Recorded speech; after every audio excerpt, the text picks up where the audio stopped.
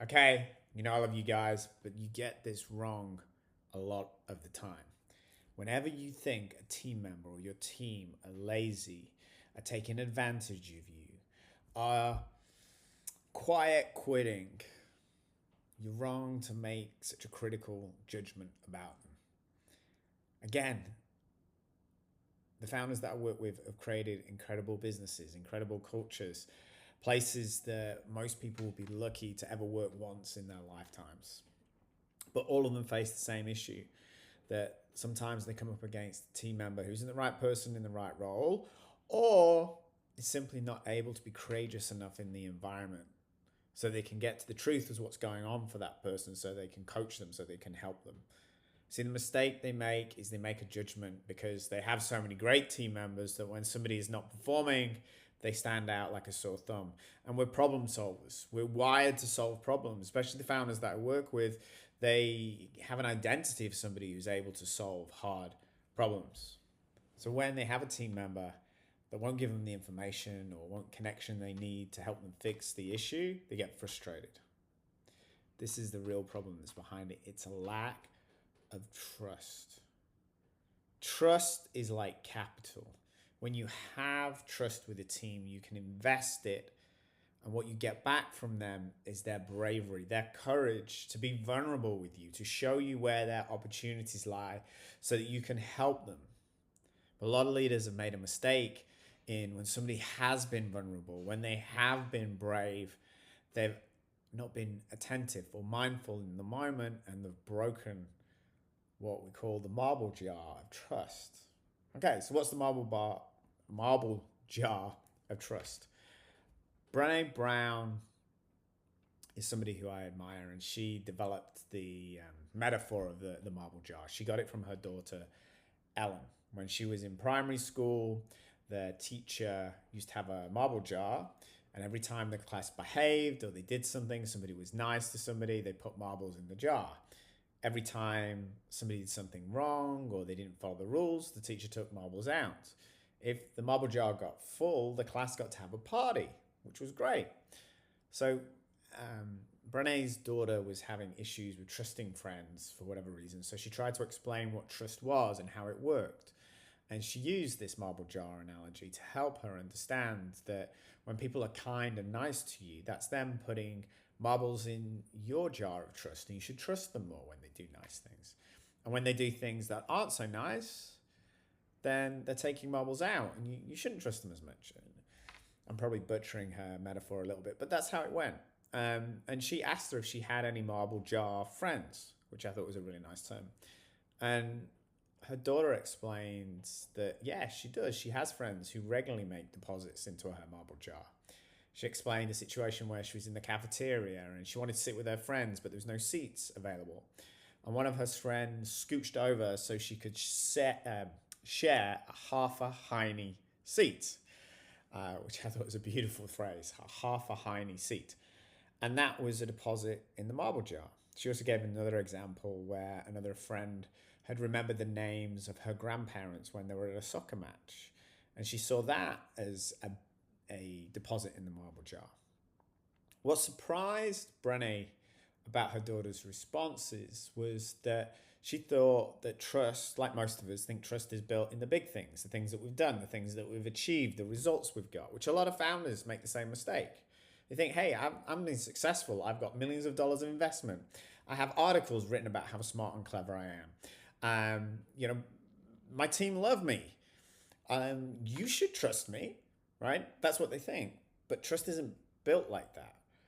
As Brené found when she was challenged by her daughter about how trust was built, she went back into her own research with the companies she worked with and looked at how people decided what was a deposit in the marble jar. And she saw it was actually in the little micro moments. The trust is built in the small, almost invisible moments every day of saying hello, of smiling to somebody on the street, of asking how their grandmother went with their recent hip surgery. It's showing that you care, it's showing that you see them as a whole, complete human. And this is really important when team member closes up, when they become not coachable, when they're not open to critical feedback or even positive feedback, it should be a signal not to criticize or judge or label that person lazy or incompetent and automatically assume they're the wrong person in the wrong seat. But it should be a call to realize that you need to start to build trust, because your ideal response to a denial, I haven't talked about the scenario actually, so my apologies, but the scenario that I see all the time is a manager or a founder or a leader goes into a meeting with a team member, asks them to take on more responsibility because they know they have the bandwidth and the capability, and they get no. And they even imply that the founder or the manager or the leader is wrong in even asking them to take on more responsibility. So that's the setup, right? The assumption is they're lazy, that they're only there for their own thing. They don't care about the business. They're not smart enough, clever enough, whatever it is.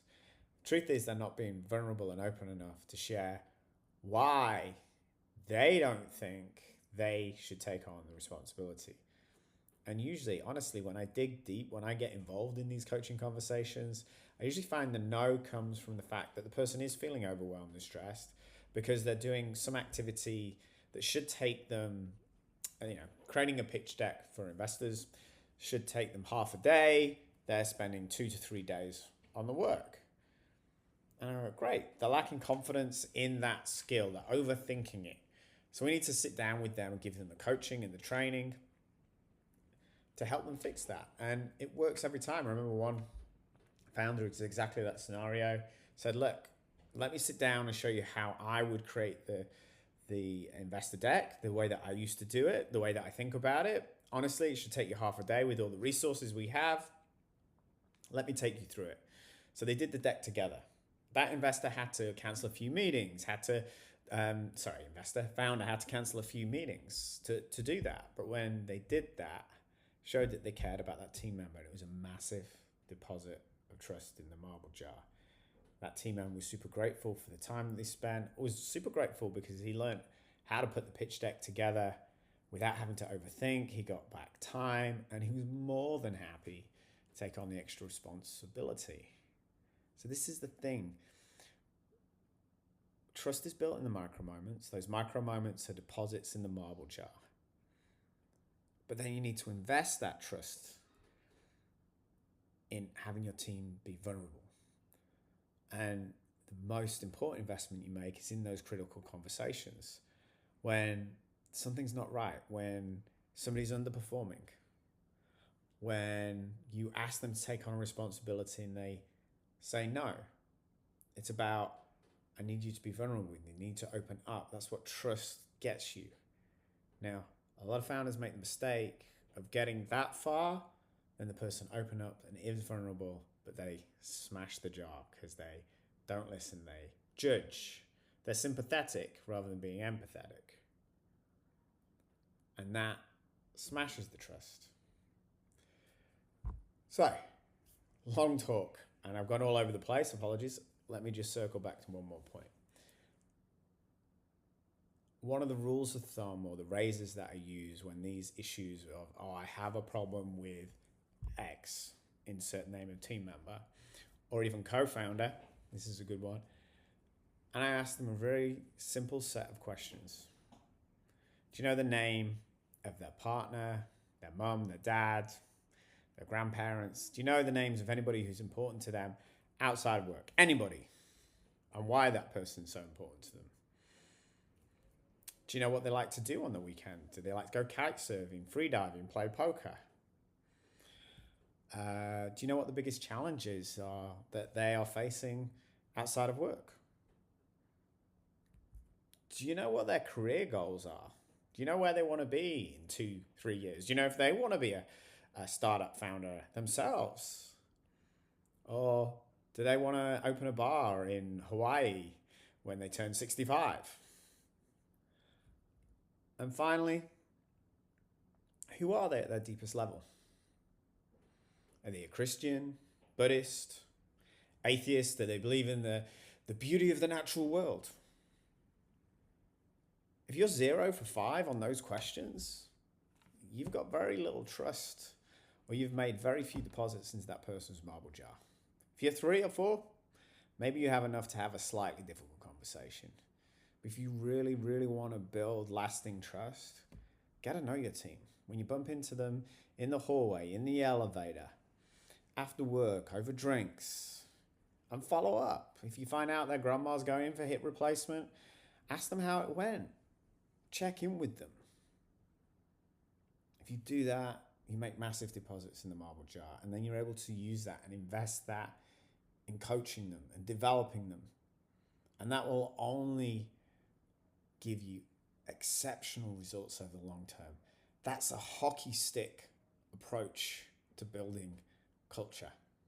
So if you got any questions about Marble Jar of Trust, then reach out. Send me an email, DM, any way you'd like to connect. Looking forward to catching up with you soon.